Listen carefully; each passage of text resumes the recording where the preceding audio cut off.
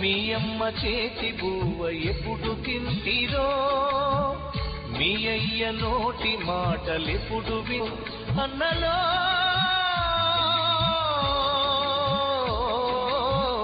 మీ అన్నదమ్ములనే మరిచిపోతిరో, మీ అక్క చెల్లెలిప్పుడు యాడ ఉన్నరో, మీ తల్లి కడుపులో రేగే కదిలెనో విదురల ఉలికి పడ్డదో, మీ తండ్రికెదురుగా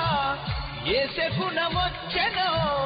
గుండెలో పిడుగు పడ్డదో,